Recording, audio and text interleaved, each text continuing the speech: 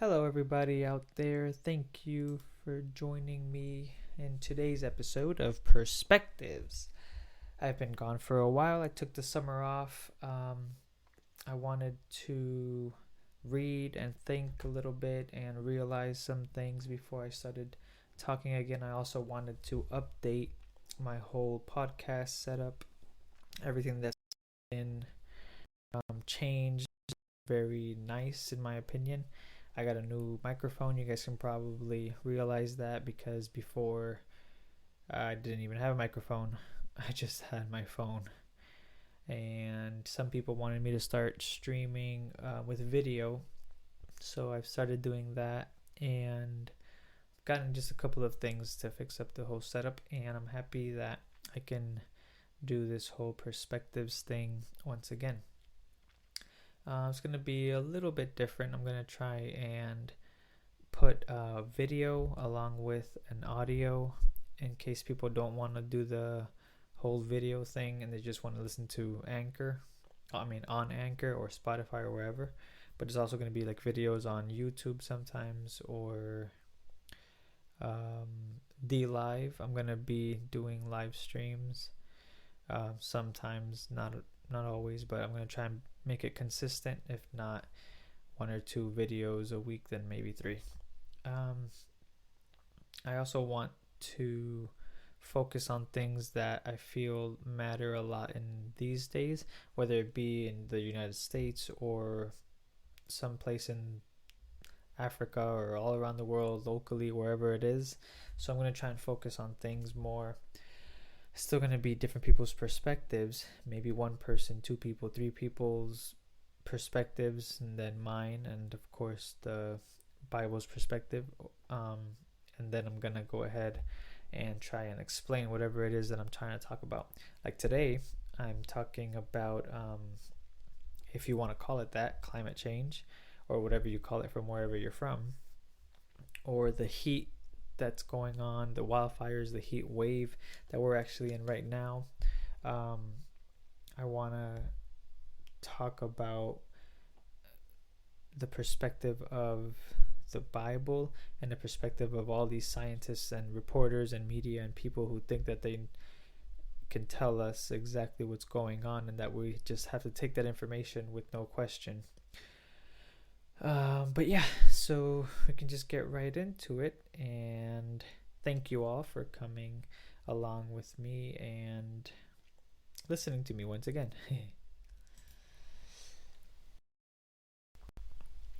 Okay, so we have here, incoming heat wave could be California's hottest and longest this year, forecasters say. So the forecasters, the people who, I guess, study the weather, say all these things that they want to say and do these things that they want to do, are going to tell us that because of climate change, we are going to get a whole bunch of heat now in California. And it's because of climate change, it's because of what we've done and no other reason. It's our fault. Well, it is our fault, but I don't believe it's for that reason that we use gas-powered cars and all these other different things. I think that has a little bit to do with it, but mainly it's our sin. The inside of us is what's making all these things come down on us. But let's see what these people are going through right now. Just letting you all know that if you're going to take your dog out for a walk on the asphalt, remember that the outside temperature, if it's roughly 77 degrees, the asphalt could be over 120 degrees. So the dog's paws can actually burn within 30. I know some people are really big dog lovers. I have dogs myself, but I think we have gotten to the point where we take care of dogs more than we take care of like homeless people, or try and take care of homeless people. Like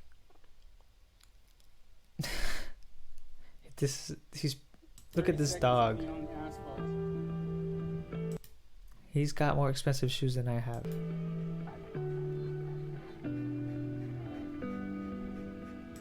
Those goggles are fantastic.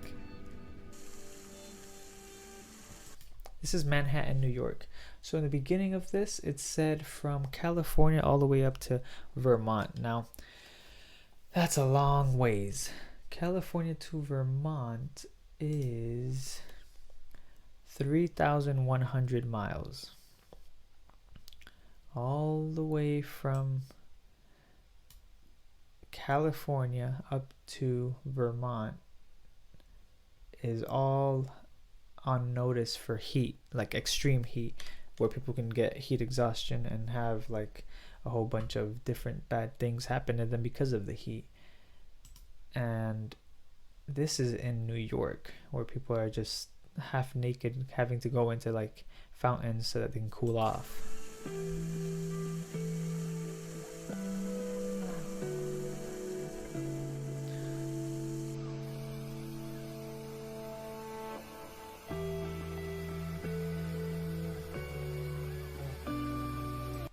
That's in Vermont, little kids playing around in the sun. But something that stands out to me is that sustained high pressure will keep temperatures in coastal areas above normal and likely set up a prolonged and likely dangerous heat event, the Los Angeles Area Weather Office wrote. As the heat wave expands into Northern California throughout the weekend, temperatures could hit 112 degrees in the Sacramento Valley on Monday and Sunday.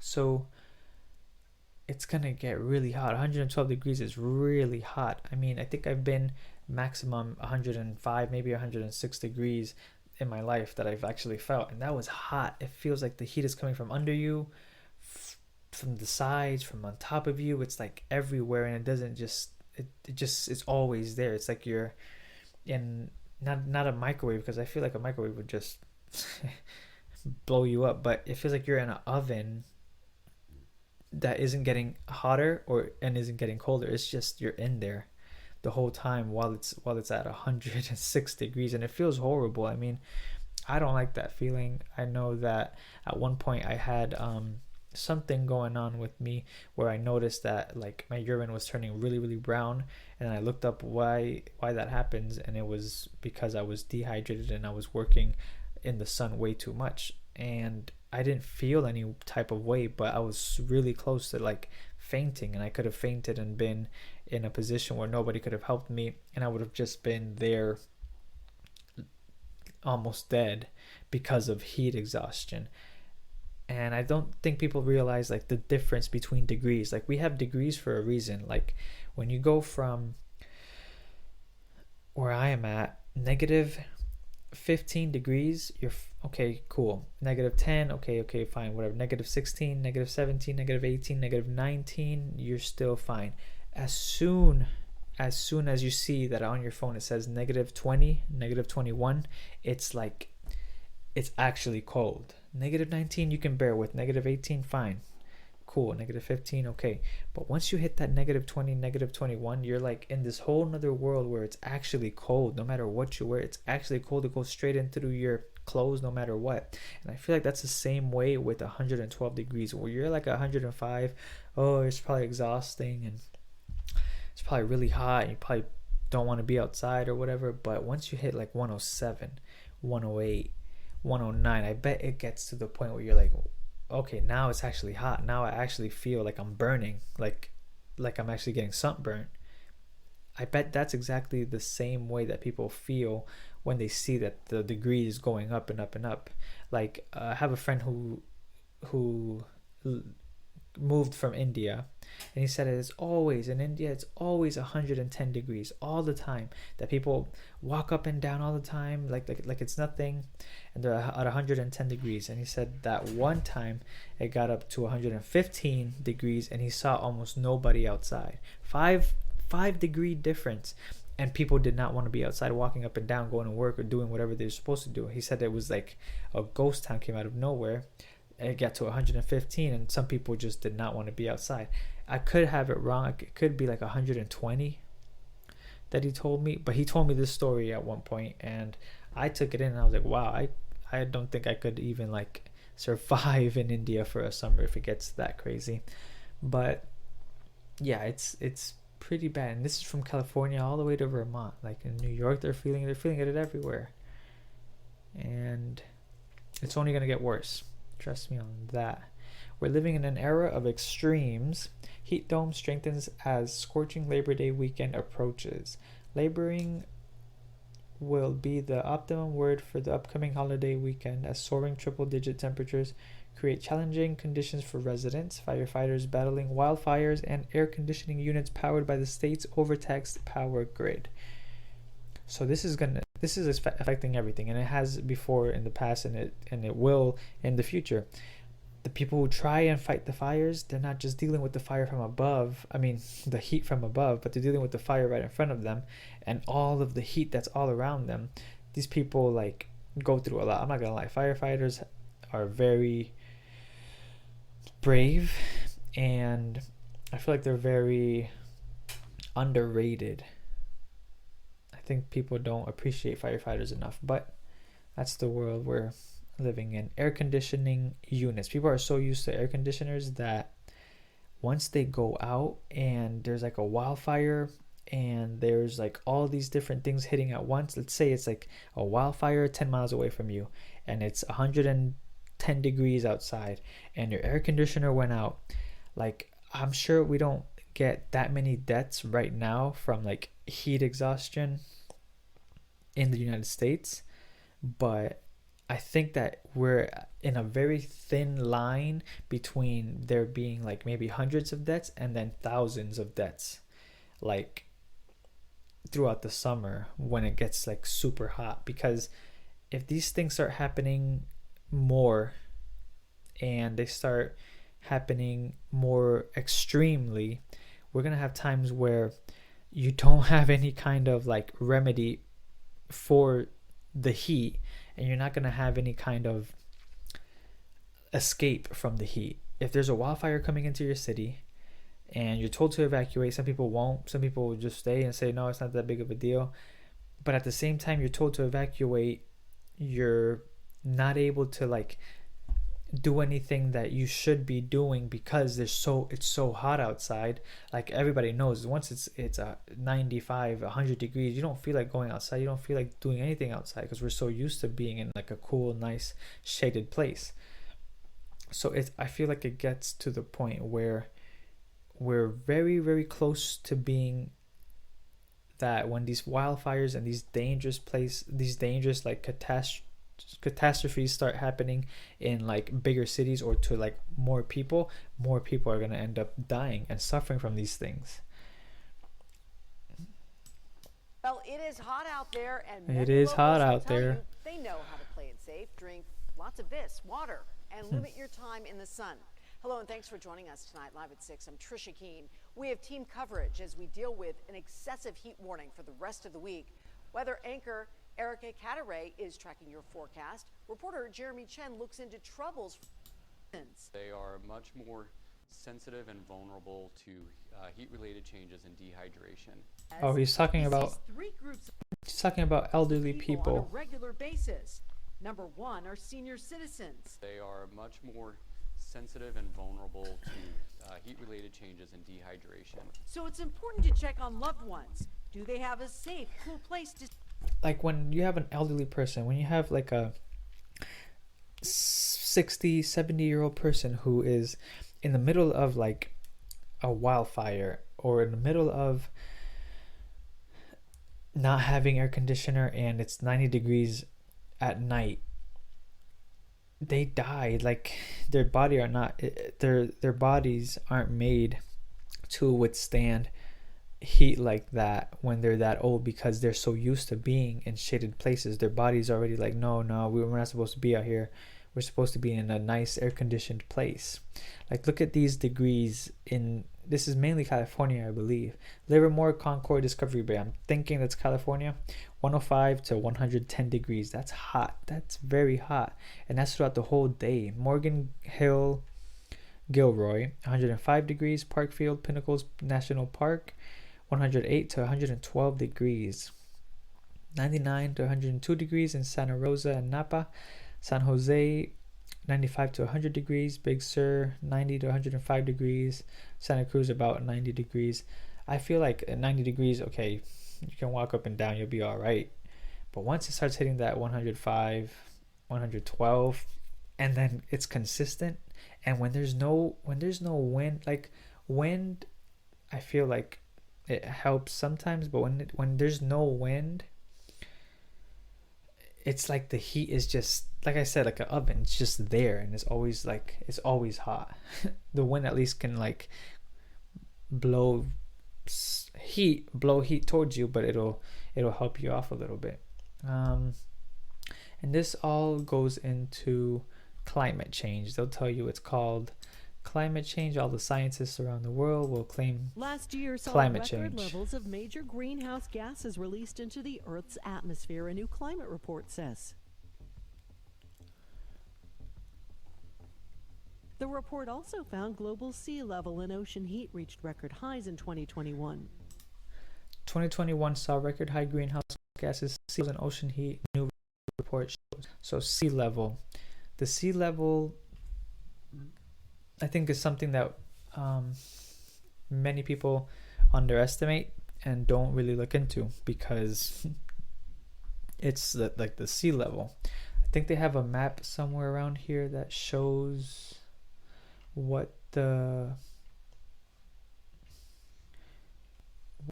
world will look like if the sea level keeps on rising. So then the annual state published Wednesday, led by scientists from the National Oceanic. In 2021, the global annual average atmospheric carbon dioxide concentration was 414.7 parts per million ppm, 2.3 ppm greater than the amounts measured in 2020, according to the latest State of the Climate report. That marks the highest amount measured since 1958, the start of the instrumental record, and in at least the last million years. Based on paleoclimatic records, the report found it was also the fifth highest growth rate in the modern record. Global ocean heat content measured from the ocean surface to a depth of more than 6,000 feet saw record levels in 2021, indicative of steadily increasing heat in Earth's system, according to the report. Meanwhile, the global sea surface temperature cooled compared to 2019 and 2020 due to the ongoing La Nina conditions in the tropical Pacific, though it was higher than the 1991-2020 through 2020 average, the report found. So the sea surface temperature got cool itself, but everything around it, or the whole world, is just getting hotter and hotter, and they'll blame climate change. They'll say state of the climate. They'll keep mentioning to us that it's climate change's fault. And here is, I believe this is where the map is. There's enough water stored as ice in the Antarctic and all these other places that have a whole bunch of like ice caps and glaciers. There's enough water stored as ice to raise sea level 230 feet. That's a lot. Like, can you imagine? That's a lot. I'm sure it's gonna happen like with a lot, like throughout a long time. I might not even be here to see it, but that's a lot. Like, look at this. If all the ice on Earth melted, this is how North America would change. You can see that this is like, how do I make this bigger?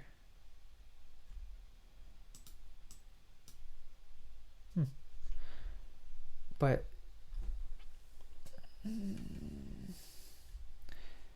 the entire Atlantic seaboard, you could see it right here. It says in North America, along with Florida and the Gulf Coast in California, San Francisco. Wait a minute, let me move this. Okay. San Francisco's hills would become a cluster of islands, and the Central Valley a giant bay. The Gulf of California would stretch north past the latitude of San Diego. Not that there would be a San Diego.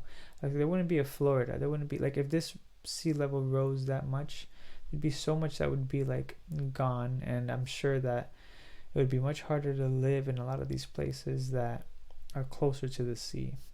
not just that, it'll push a lot of wildlife into different places, and it'll just mess up so many things. But what I'm trying to get to is that scientists are racing to better understand how sea level will rise as temperatures climb higher and higher. Is that this is getting worse, right? And it's getting much more intense and extreme, and I feel like they want to blame everything on climate change, and they want to say that it's global warming and talk about how it's all like the combustions and all the things that we do. In 2021, the global annual average atmospheric carbon dioxide that marks the highest amount measured since 1958, according to the report.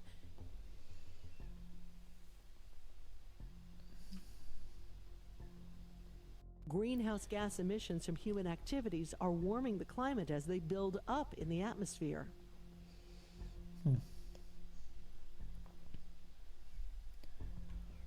Among other highlights, the report found that tropical cyclone activity was well above average in 2021. The climate report is based on contributions from more than 530 scientists in over 60 countries. So there it is. Here's the climate report, and they'll say all day that it's all because of climate change. Everyone needs to be careful. Just look for physiologic signs. Am I thirsty? And the fact of it is that this was foretold a long time ago, and they don't say anything about the Bible telling us that this would all happen at some point. And granted, what I'm going to read was given thousands of years ago, about 2,600, 2,700 years ago. It was written down to a certain people, to the Israelites, but that doesn't mean that it doesn't apply to us today, because if we're doing the same things that they were doing and going through the same things that they were going, then God gave us the reason why, because he gave them the reason why, and God gave us the escape, or how to not be so affected by it, the same way that he told them how they wouldn't be affected by it if they listened. So I'm gonna go ahead and start reading for you guys. I have a couple of verses that I want to show, and chapters, and I'm gonna read like a whole chapter, because this whole chapter gives a lot of details and will explain a lot of the things I'm trying to explain as to why climate change is even a thing, if they want to keep saying climate change. But I feel like a lot of people always just give you one chapter or one verse out of the Bible and expect you to just be like, oh, okay, yeah, that's what it says. Okay, cool, I understand and I get it. I'll get to it. But I want to give you like the background, and I feel like sometimes you have to go to 5 different chapters in order to get the details, in order to understand something deeply. But I think that this one chapter, which is Isaiah 30, explains what is happening right now and what this fire, this heat is doing to us and why it's happening. So it'll be Isaiah 30 verse 1, which is right here. And we can start reading it. Woe to the rebellious children. Woe is a word that means a lot. It's not just something small. In the Bible, woe means something bad is happening to whatever he's talking about, in this case being the rebellious children.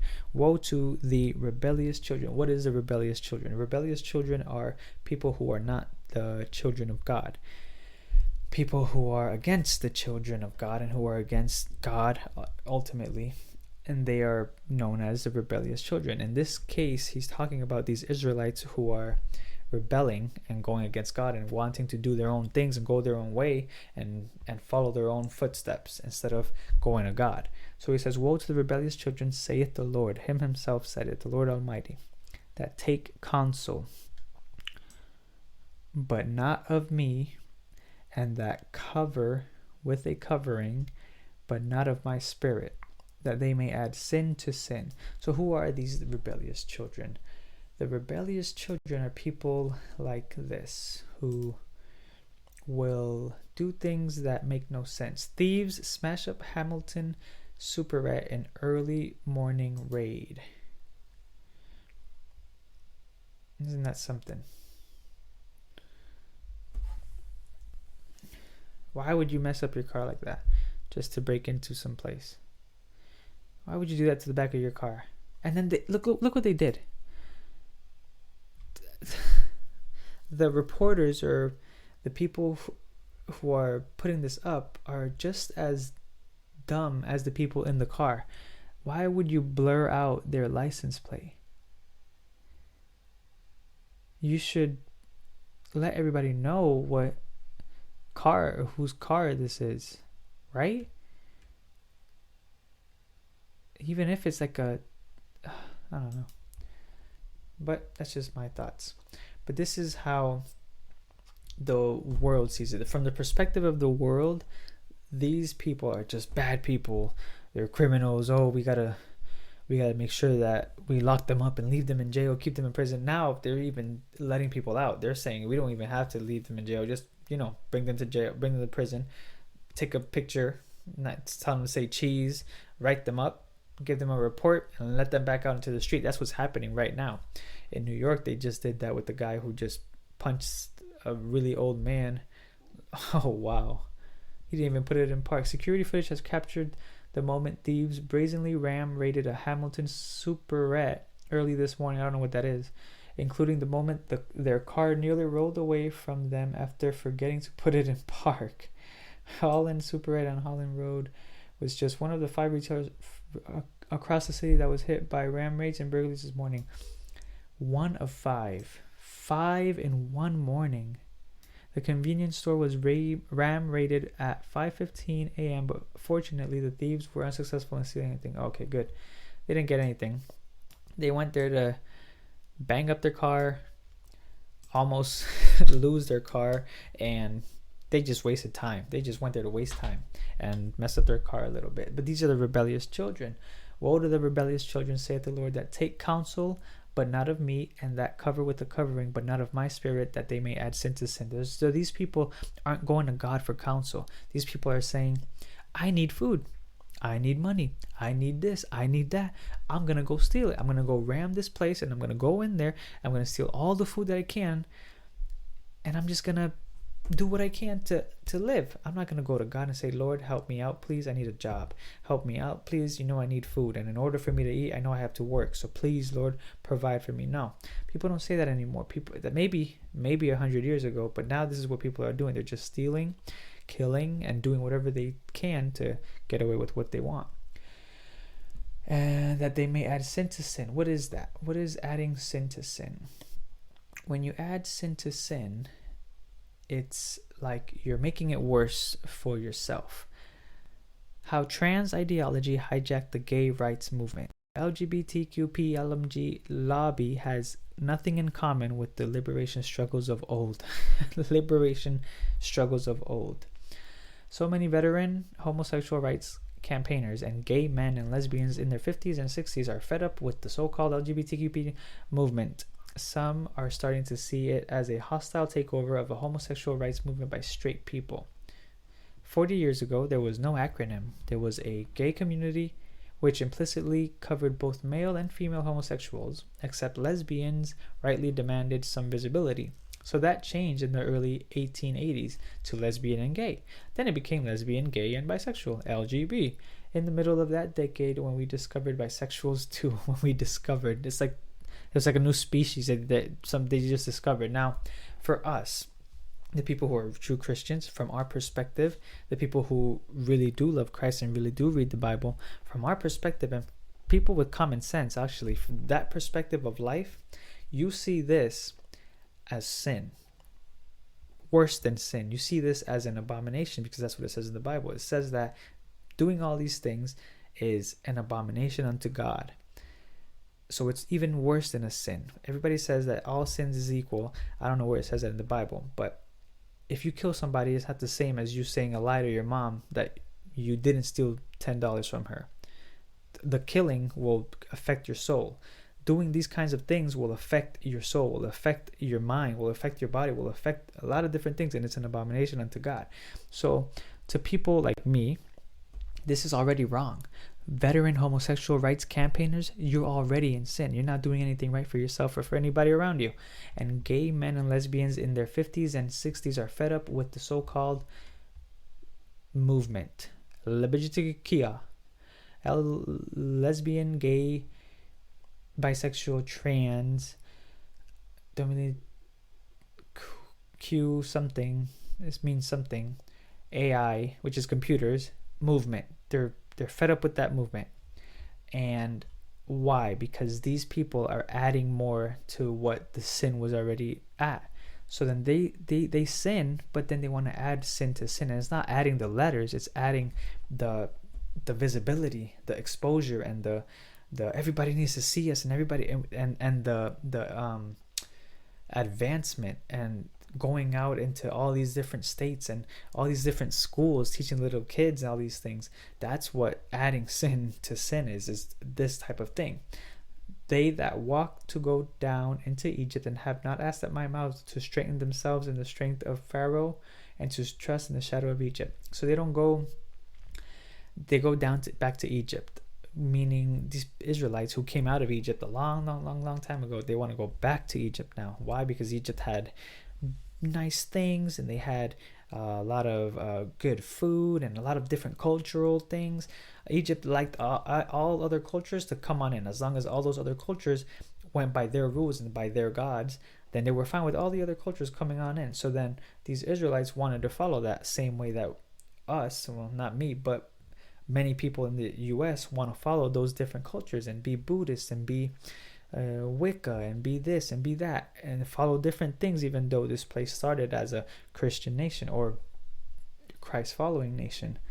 So that walk to go down, these people, these rebellious children that add sin to sin, they walk down into Egypt and have not asked at my mouth to strengthen themselves in the strength of Pharaoh and to trust in the shadow of Egypt. They asked Pharaoh for help. They asked Pharaoh and Egypt for their things and their money and their jewelry. They love the jewelry and they love all the things from Egypt that Egypt has to offer. They give the Egyptian culture. Egypt is cosmopolitan, as it is the perfect fusion of so many cultures. The culture and tradition of Egypt is like a melting pot where multiple cultures and traditions have created a wonderful picture and a mentality that embraces new and advanced ideas for creating a liberal ambience around. America, 50 years ago, all you heard was America is a melting pot. Why? Because everybody can come into America and just put in their whatever they believe and do whatever they want in here. Here, the tradition introduced by pharaohs is prevalent, as well as the tribal culture and traditions, and even the customs of invaders are somehow seen present amidst modern Egypt. So people from everywhere, and no matter what their objective was in Egypt, Egypt took it and said, okay, yeah, no problem. We don't mind. Just bring it all in. Just like America has done and is doing. And the people of America want that and they like that. And these are the rebellious children. So, wanted to show you what they were.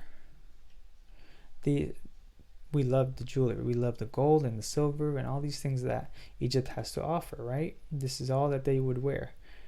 They would love to wear it on the outside. Ancient Egyptian jewelry was rich and diverse. The discovery of gold about 5,000 years ago was an important landmark, which changed ancient Egyptian jewelry as gold began to be used extensively. Other metals used along with gold included silver, copper, iron, and various precious gems. Jewelry was used by all social classes and both men and women. Jewelry was also used for the statues of gods and in temples. Finally, it was buried with the dead and was thought to accompany them in the afterlife.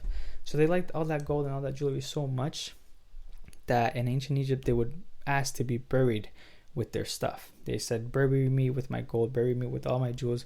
Hopefully I can have it in the afterlife. That's how much people liked the shininess, the things of it, the things that it had to offer when you looked at it, which was basically nothing.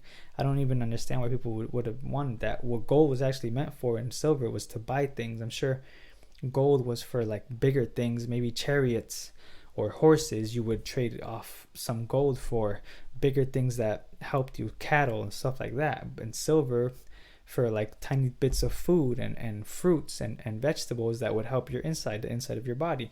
That's what it was meant for. But instead they wanted to just dress up in it and put it all over the place, just like Americans, or just like the rebellious children of today want to do. I had this one right here. Thieves in Auckland. Thieves forced out by fog cannon after breaking into downtown jewelry store overnight. Why? You're gonna steal all this jewelry because you're... What's the point in stealing so much jewelry and putting yourself in so much like risk and danger to steal some jewelry? A group of thieves were forced to leave a jewelry store in downtown Auckland overnight after fog cannons were activated. That's insane. These are rebellious children. These are the types of people. Youngsters, age 11, 12, and 14, caught attempting to steal Hellcats in Detroit. Detroit police arrested 3 children Monday for attempting to steal Dodge Chargers and Challengers, Hellcats from Stellantis Jefferson North plant. The department said Tuesday. The 3, aged 11, 12, and 14. When I was 11 or 12, I was like trying to play basketball, trying to do things that were like normal. And now you have little kids. I didn't even think about going into a dealership when I was 11 or 12 years old, or 14. Maybe I think the first time I walked into a dealership was probably when I was like 16, maybe 17. There was no reason for me to be in a dealership, and these little kids are just doing whatever they want. These children are being rebellious. Now, yeah, they're being bad or whatever, but they're ultimately being rebellious unto the Lord, because the Lord doesn't want people to be doing these crazy things. That walk to go down into Egypt, and have not asked the Mighty to strengthen themselves in the strength of Pharaoh, and to trust in the shadow of Egypt. They're trusting in the shadow of Egypt. This is the shadow of Egypt. We're not Egypt anymore. We're just a shadow. We're trying to be like Egypt. Egypt did its thing, right? And they gave a template, and they gave like a version of themselves. And now us, we're trying to be that version. So we're just the shadow.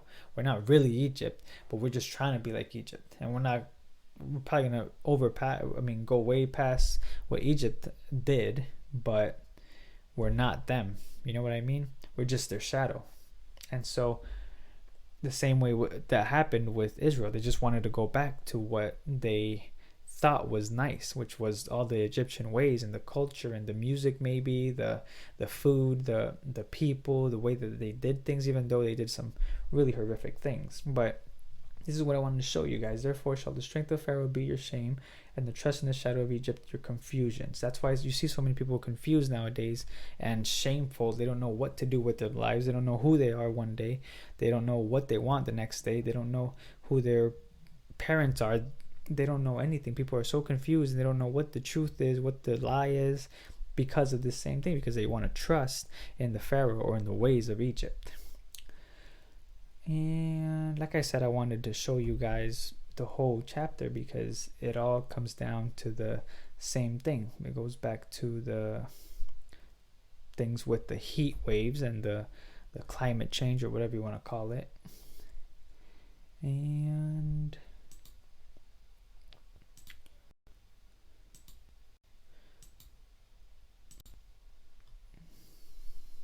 there it is. Okay. So then this one was also something